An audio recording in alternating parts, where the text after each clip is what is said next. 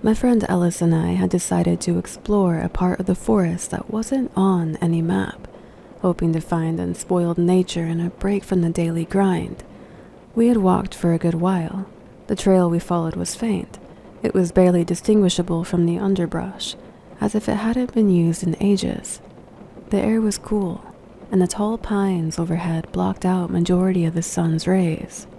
It was Ellis who first noticed something unusual. He nudged my arm and pointed toward a small clearing just off the trail. I had followed his gaze and saw it. It was a small, weathered table surrounded by 4 tiny chairs. The setup looked like it had belonged in a child's playroom, but there it was, in the middle of the forest, miles from anywhere or presumably anyone. The table was covered in a thin layer of dirt and pine needles. The paint was long faded and peeling. On it were small porcelain cups and plates. Most were cracked and damaged, as if they had been left out in the elements for a long time. "What the heck?" I had muttered, stepping closer to get a better look. Ellis and I exchanged a glance, an odd feeling between us brewing. This was no ordinary find. It was eerie, like something right out of a horror movie almost. The dishes, though worn, had been arranged as if someone had just finished a tea party and would be back any moment to clean up. I would have thought that was weirdly the case if they weren't so unkempt. I shook my head, unable to come up with any explanation that made sense. The forest around us seemed untouched and hardly traveled at that. It was strange and something we truly couldn't explain. Definitely couldn't think of a reason on how it got there in the first place. As unsettling as it was, we didn't think of it in any malicious way or feel in any sort of danger. It was an anomaly we just so happened to embark on. It wasn't until we were about to continue on when something made me glance up. My heart had nearly stopped when I saw them. Dolls. Dozens of them hanging from the branches above. They swayed gently in the wind, their glass eyes casting an unnerving stillness. I watched them, as if expecting one of them to blink.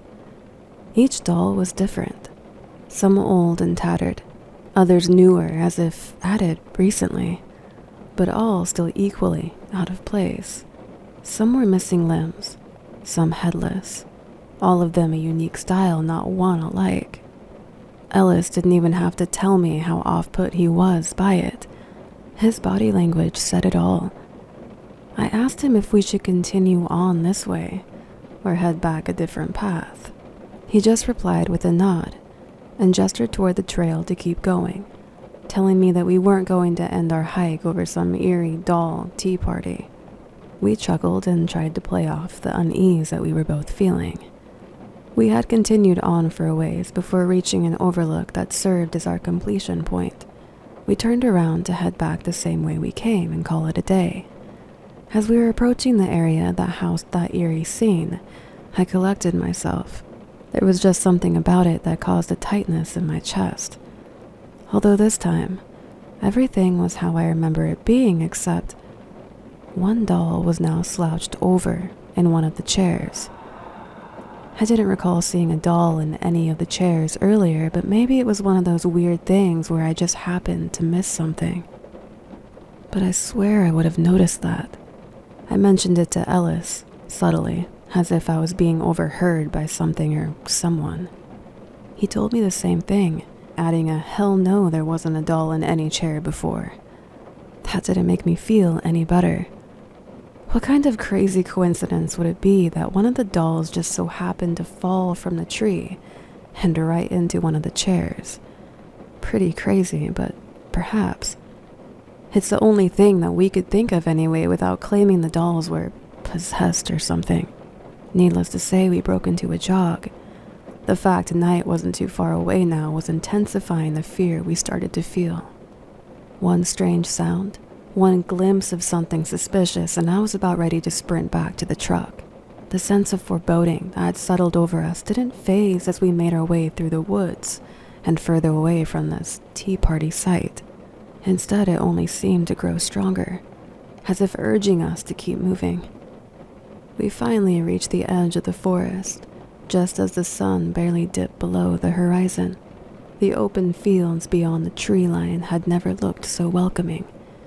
We practically ran that last stretch, throwing our gear into the back and jumping in without a second glance. As I started the engine, I caught one last look of the forest in the rearview mirror. It stood silent and dark. Ellis and I spoke about our hike and decided to call this trail Tea Time Overlook. We haven't been back since, but I have a feeling we'll eventually make it a trip again soon, just to see if anything else has changed. Next time, making sure we have plenty of daylight.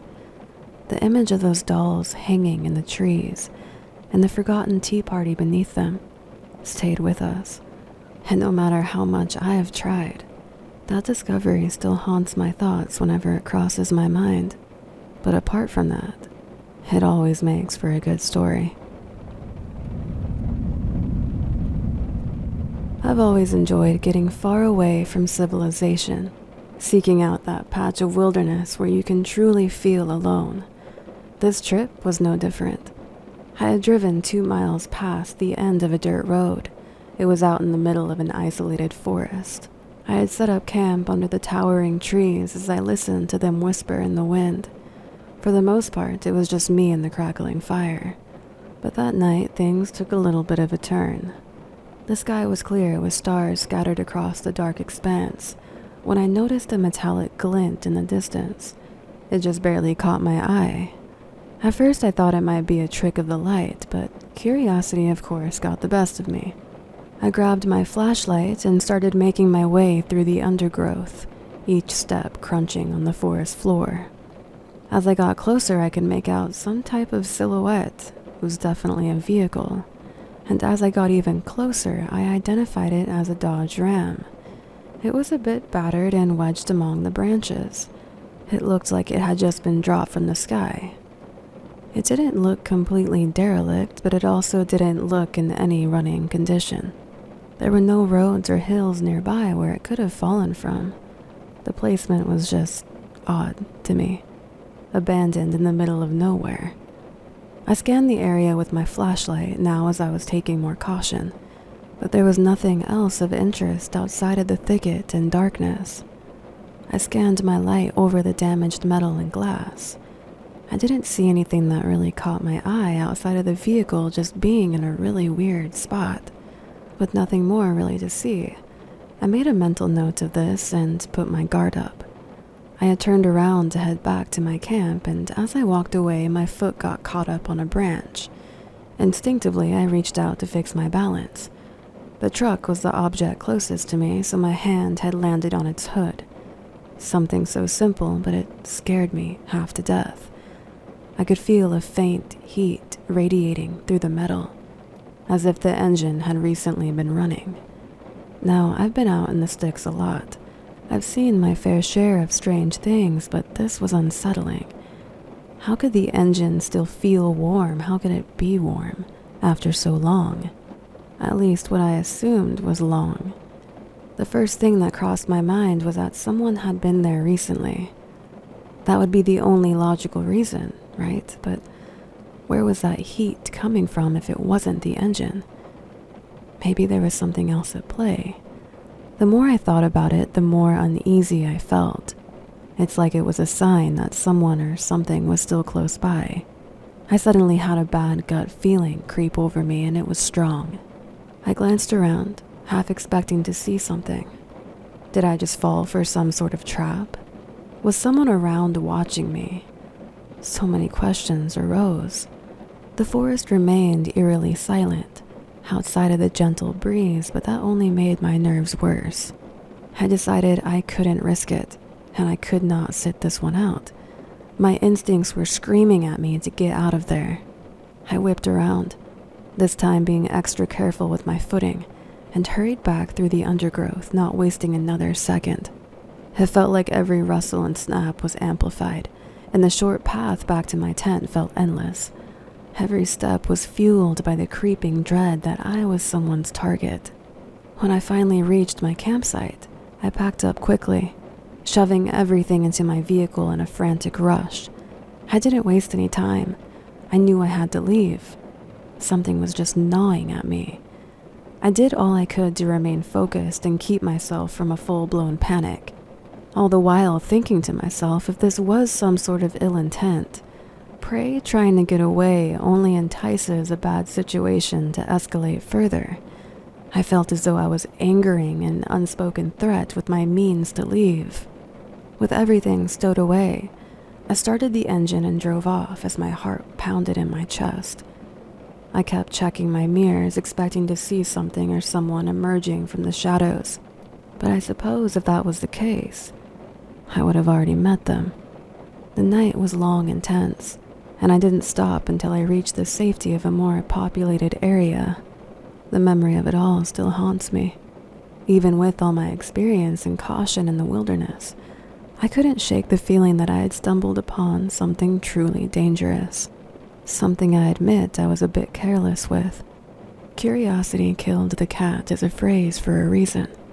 Some mysteries are just better left unsolved, and this one was a stark reminder of that.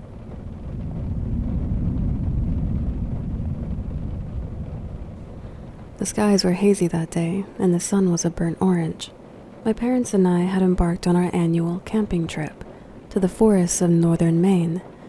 With our trusty mountain bike strapped to the back of our SUV, we were eager to explore the forgotten trails that wound through the untouched expanse of trees and rolling hills.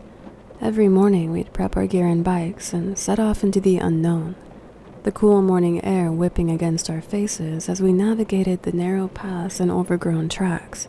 That rush of adrenaline was what I craved.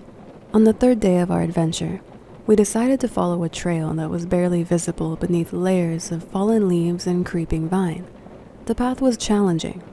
It was riddled with roots and rocks, but the allure of what lay ahead kept us pressing forward. A couple hours passed and we reached a section of denser forest.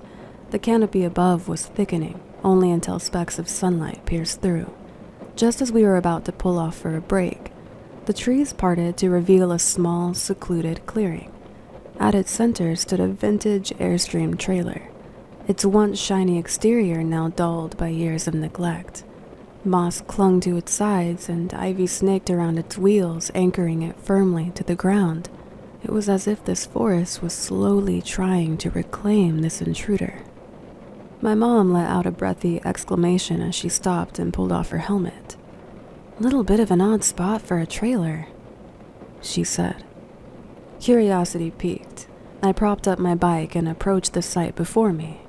The windows were clouded with grime, obscuring any view of the interior. I cautiously ran my hand along the cool metal, feeling the texture of rust and age beneath my fingertips. My dad's voice suddenly called from the other side of the trailer. I circled back around to find him standing before the main door, which hung slightly ajar. It was creaking softly as a gentle breeze pushed it back and forth. A faded welcome mat lay askew at its base. Its original colors were long lost. With a slight push, the door opened without protest. It revealed a surprisingly well-preserved interior.